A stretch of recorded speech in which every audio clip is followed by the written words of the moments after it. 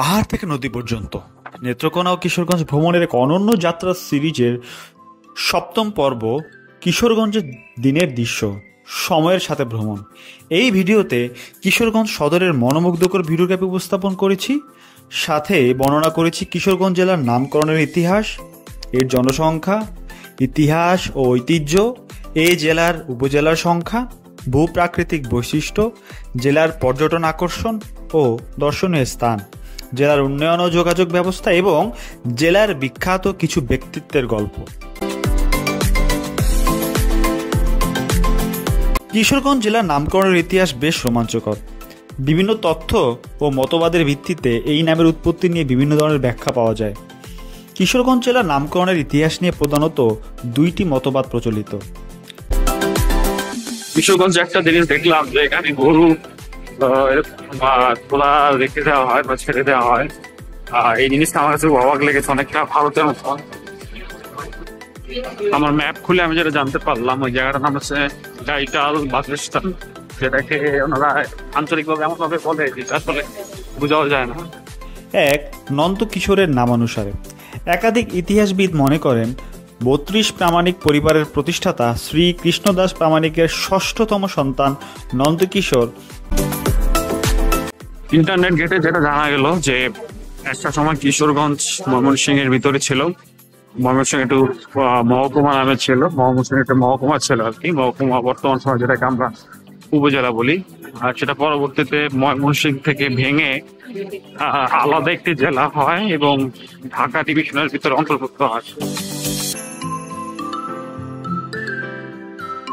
কিশোরগঞ্জের এলাকাটা যেটা মনে হচ্ছে খুব বেশি পরিমাণে অটো রিক্সা এবং রিক্সা বলতে তো নাই, সবগুলো অটো দেখা যাচ্ছে, অটোর ছড়াছড়ি, যে কারণে এই জায়গাটায় জ্যাম খুব বেশি পরিমাণে হয়। আমার আসলে প্ল্যান ছিল যে কিশোরগঞ্জের বাজারটাও দেখাবো, বাট আমি গিয়ে দেখলাম যে এই জায়গাটা আসলে এখন দুপুরের সময় এখন প্রায় ৩টা বাজে ২:৫২। এই সময়টা আসলে বাজারটা অনেকটা বন্ধ থাকে, যার কারণে আমি দেখাতে পারিনি, দুঃখিত। নন্দকিশোর একটি হাট, বাজার বা গঞ্জ প্রতিষ্ঠা করেন। নন্দকিশোর নামের শেষাংশ দিয়ে গঞ্জটি কিশোরগঞ্জ নামে পরিচিতি লাভ করে।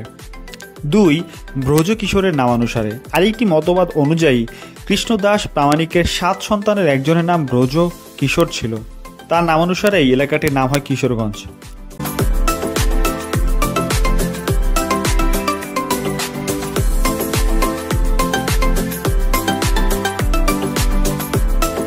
মূলত কিশোর শব্দের অর্থ হলো যুবক বা তরুণ। গঞ্জ শব্দের অর্থ হচ্ছে বাজার বা পৌরসভা, তাই কিশোরগঞ্জ শব্দের আক্ষরিক অর্থ হলো যুবকদের শহর বা তরুণদের বাজার।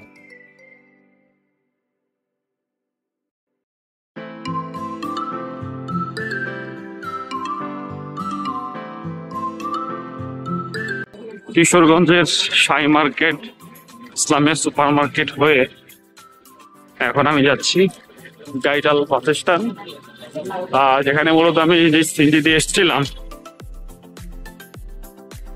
নেত্রকোনার যেই মদন বাসস্থান থেকে যে সিএনজি দিয়ে এসেছিলাম, সেই সিএনজিতে করে যাবো আর কি। যাওয়ার আগ মুহূর্তে আপনাদেরকে কিশোরগঞ্জের কিশোরগঞ্জের একটু ভিউ আমি একটু দেখাচ্ছি। কিশোরগঞ্জ জেলার জনসংখ্যা প্রায় ৩২ লক্ষেরও বেশি। বাংলাদেশের অন্যান্য জেলার তুলনায় কিশোরগঞ্জের জনঘনত্ব বেশি, বিশেষ করে হাওড় অঞ্চলে জনসংখ্যা ঘনত্ব আরও বেশি। এই জায়গাটাকে কিশোরগঞ্জের স্টেশন রোড বলা হয়, যেখানে অনেক রেস্টুরেন্ট আছে, অনেক মানুষের আনাগোনা। মোটামুটি কিশোরগঞ্জের সদর টাইপের এলাকা এই জায়গাটি। আশেপাশে সাইনবোর্ড থেকে যেটা জানতে পারলাম, এটা স্টেশন রোডের গৌরাঙ্গ বাজার নামে পরিচিত।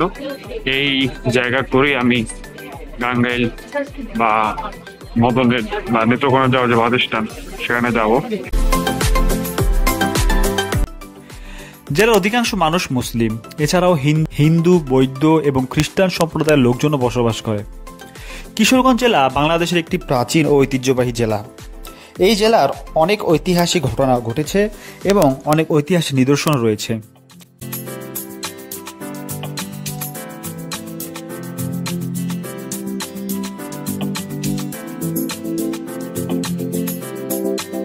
একাদশ ও দ্বাদশ শতাব্দীতে পাল, বর্মন ও সেন রাজারা এই অঞ্চলে রাজত্ব করেছিলেন।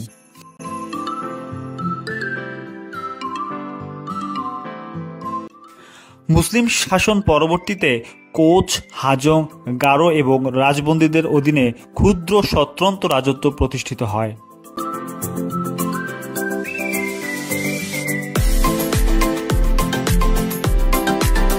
মুঘল সম্রাট আকবরের সময়কালে বেশিরভাগ অঞ্চল মুঘল সাম্রাজ্যের অধীনে থাকলেও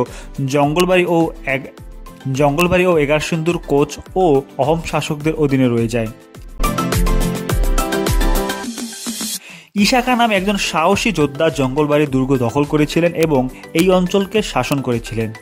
তিনি মুঘলদের বিরুদ্ধে সংগ্রাম করেছিলেন এবং বাংলাদেশের ইতিহাসে একটি উল্লেখযোগ্য চরিত্র হিসেবে পরিচিত। ব্রিটিশ শাসন আমলে কিশোরগঞ্জ ময়মনসিংহ জেলার অন্তর্গত ছিল। পরে 1831 সালে এটি একটি মহকুমা হিসেবে ঘোষণা করা হয়। বাংলাদেশের স্বাধীনতা যুদ্ধে কিশোরগঞ্জের মানুষ গুরুত্বপূর্ণ ভূমিকা রেখেছিলেন। এই জায়গার অনেক শহীদ নিজেদের জীবন ত্যাগ করেছেন। কিশোরগঞ্জ জেলার মোট 13টি উপজেলা রয়েছে। এই উপজেলাগুলো হলো কিশোরগঞ্জ সদর উপজেলা, যেটি জেলার প্রশাসনিক কেন্দ্র। কটিয়াদী উপজেলা, কটিয়াদী নদীর তীরে অবস্থিত এই উপজেলাটি কৃষি ও বাণিজ্যের জন্য বিখ্যাত। ইটনা উপজেলা, এই উপজেলাটি হাওড় অঞ্চলের জন্য বিখ্যাত। করিমগঞ্জ উপজেলা, ঐতিহাসিক জঙ্গলবাড়ি দুর্গ এই উপজেলায় অবস্থিত। কুলিয়ারচর উপজেলা, হাওড় অঞ্চলের একটি অংশ। তারাইল উপজেলা, এই উপজেলাটি শিক্ষা প্রতিষ্ঠানের জন্য বিখ্যাত। হোসেনপুর উপজেলা, এই উপজেলাটি কৃষি ও বাণিজ্যের জন্য বিখ্যাত। পাকন্দি উপজেলা, এই উপজেলাটি হাওড় অঞ্চলের একটি অংশ। বাজিতপুর উপজেলা, এই উপজেলাটি কৃষি ও বাণিজ্যের জন্য বিখ্যাত। অষ্টগ্রাম উপজেলা, এই উপজেলাটি শিল্প ও বাণিজ্যের জন্য বিখ্যাত। মিঠামইন উপজেলা, এই উপজেলাটি হাওড় অঞ্চলের একটি অংশ। লিকলি উপজেলা, এই উপজেলাটিও কৃষি ও বাণিজ্যের জন্য বিখ্যাত। এবং ভৈরব উপজেলা, এই উপজেলাটি শিল্প বাণিজ্যের জন্য বিখ্যাত।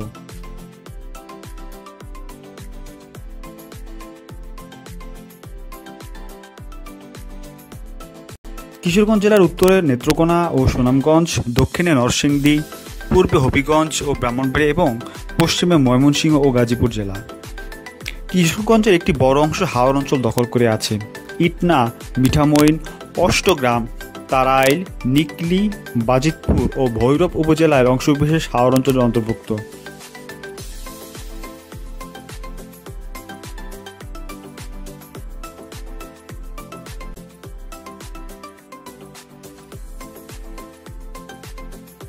কিশোরগঞ্জে ব্রহ্মপুত্র, মেঘনা, ধনু, গোরাইত্রা, বাইলাই, নরসুন্দা, মগরা, বারুণী, চিনাই, সিঙ্গুয়া, সুতি, আড়িয়ালখা, ফুলেশ্বরী, সোয়াইজানি, কালী নদী, কুলা ইত্যাদি বিখ্যাত নদী জালের মতো বিস্তীর্ণ হয়ে জুড়ে আছে।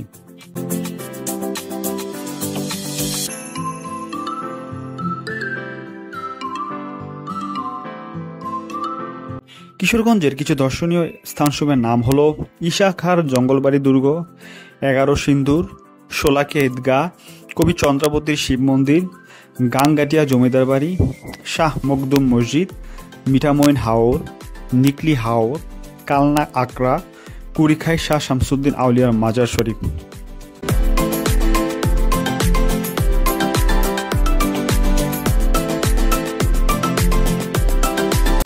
কিশোরগঞ্জ জেলা বাংলাদেশ ইতিহাস ও সংস্কৃতিতে গুরুত্বপূর্ণ অবদান রাখা অনেক বিশিষ্ট ব্যক্তির জন্মস্থান। এই জেলা থেকে অনেক সাহিত্যিক, কবি, রাজনীতিবিদ, চিত্রশিল্পী সহ বিভিন্ন ক্ষেত্রের ব্যক্তিত্ব বের হয়েছেন।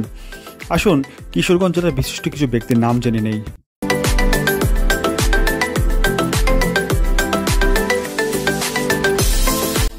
সাহিত্য অবদান রেখেছে কবি দ্বিজ বংশীদাস, কবি চন্দ্রাবতী, সুকুমার রায়, উপেন্দ্র কিশোর রায়, মনির উদ্দিন ইউসুফ, সুকুমার নন্দী, অধ্যাপক নীরজ চন্দ্র চৌধুরী। এবং রাজনীতিতে অবদান রয়েছে শহীদ সৈয়দ নজরুল ইসলাম, মরহুম হামিদ উদ্দিন আহমেদ, মরহুম জিল্লুর রহমান, অ্যাডভোকেট আব্দুল হামিদ, কেদারনাথ মজুমদার। আন্দোলন সংগ্রামে অবদান রয়েছে মহারাজ ত্রৈলোক্যনাথ চৌধুরী, যিনি ব্রিটিশ বিরোধী আন্দোলনের অন্যতম পথিকৃৎ বিপ্লবী, আনন্দমোহন বসু, কাজী আব্দুল বারী, রেবতী মোহন বর্মন, শিল্পাচার্য জয়নুল আবেদিন, যিনি বিশ্ববরেণ্য চিত্রশিল্পী, সত্যজিৎ রায়, যিনি ভারতীয় চলচ্চিত্রের এক অনন্য অসাধারণ প্রতিভা,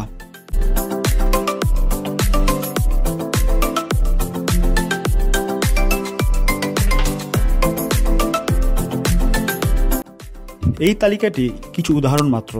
কিশোরগঞ্জ জেলা থেকে আরও অনেক বিশিষ্ট ব্যক্তি বের হয়েছেন যারা বিভিন্ন ক্ষেত্রে তাদের অবদান রেখেছেন। মূলত কিশোরগঞ্জ বাংলাদেশের ইতিহাসের একটি গুরুত্বপূর্ণ অংশ। এই জেলার ঐতিহাসিক গুরুত্ব এবং সমৃদ্ধ সংস্কৃতি আমাদেরকে গর্বিত করে তোলে। এই ঐতিহ্যকে সামনে রেখে আমাদেরকে কিশোরগঞ্জকে আরও উন্নত করে তুলতে হবে, যার মাধ্যমে উন্নত হবে এ দেশ, আমার, আপনার, সবার সোনার বাংলাদেশ।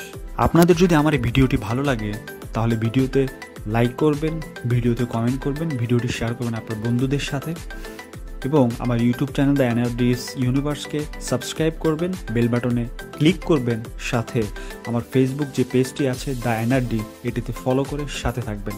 ধন্যবাদ সবাইকে।